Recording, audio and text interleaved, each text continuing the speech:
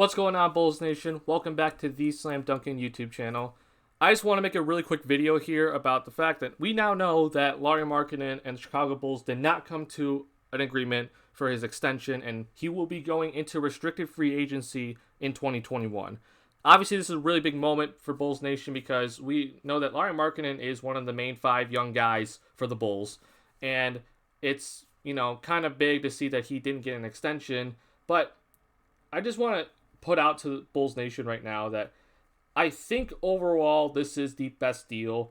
Obviously, we do not know the numbers being discussed, but as you can see from Casey Johnson, he says that they were never close to a deal. So that tells me the front office was probably set on a number, and clearly Markkanen and his agent did not agree with that, and they weren't willing to budge either. So it's kind of just if you're the front office, I'm not mad at the front office with, not giving him a deal here, because I think it's best for the Bulls to put the pressure on Lauri Markkanen right now and, basically tell him, prove yourself and prove your value to us before we pay you. Because I would rather have him, prove his value before giving him a humongous, deal that could potentially, detriment the team later on and ruin their flexibility in the future. So it's kind of just where my head is at right now. I want to just point out a couple things to Bulls fans because I see a humongous, amount of reactions, and they're from, both sides of the spectrum. Just because Lauri Markkanen did not sign this extension doesn't mean that he is gone from the Bulls. He can still come back to the Bulls after next season. He can, the Bulls will have every right to match any offer that he gets in restricted free agency. I do think that he won't sign the qualifying offer, knowing that he's come out and said he wants to be a Bull. So signing a qualifying offer doesn't really make sense, in my opinion. But this is major that he did not get a deal, and I think that the reason why he didn't really get a deal is because if you really think about it, right?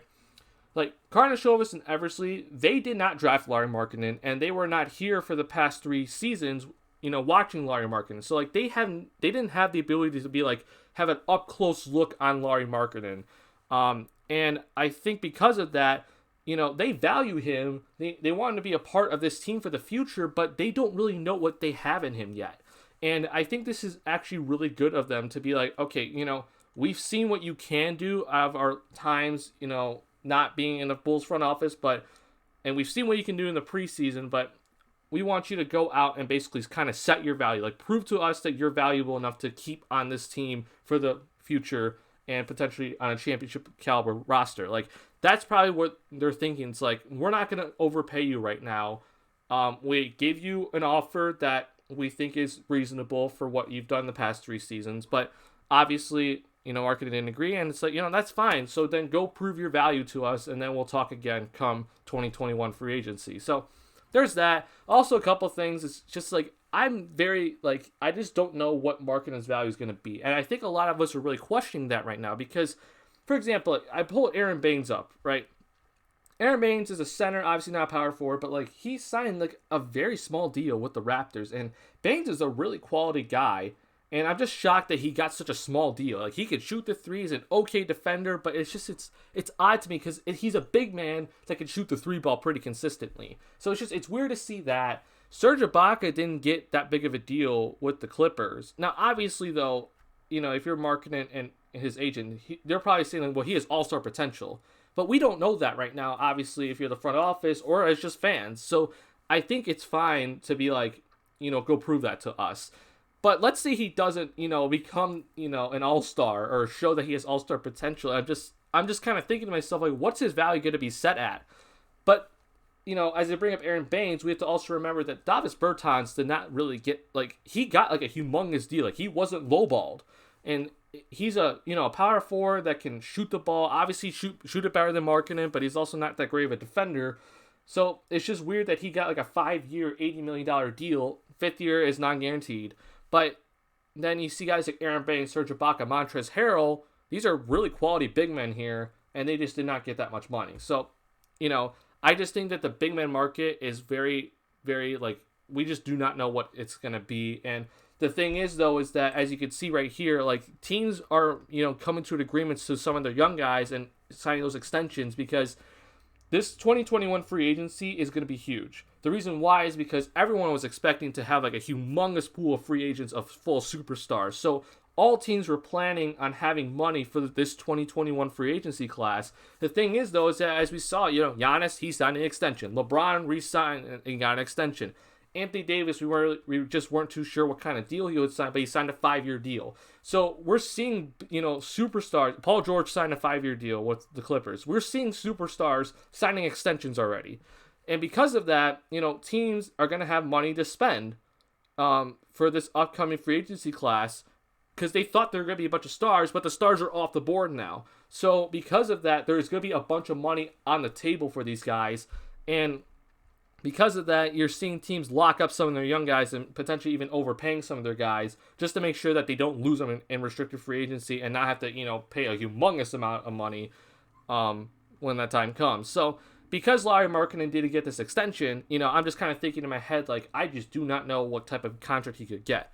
Major thing, though, is this. John Collins and the Atlanta Hawks did not come to an agreement either. So because of that, John Collins is a power forward, can play center, is a better three-point shooter, and obviously a better player than Markkanen, but also doesn't really that much of a defender.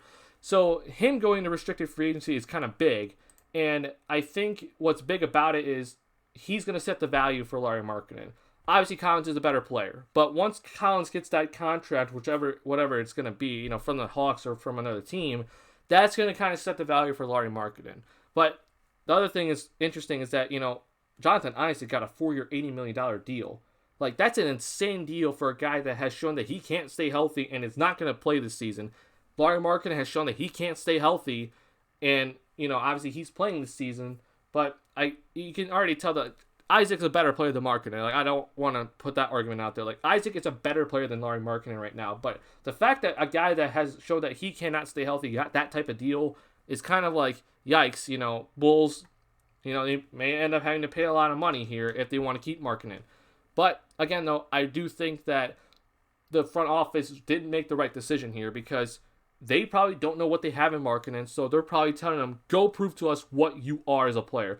If you say that you're an all-star, go prove it to us right now. Then we'll come back 2021 and talk again. So, just a really quick video on some quick thoughts from Lauri Markkanen. Again, though, if you're a Bulls fan, first off, you Lauri haters, stop it. Y'all are really annoying on Twitter. But number two is just that understand that just because a contract extension wasn't agreed upon, that doesn't mean that Lauri Markkanen won't be on the Bulls come next year. He can easily come back to the Bulls. But this is a big year for him because, you see Bulls fans saying that he could be like the most improved player, but we obviously saw last year.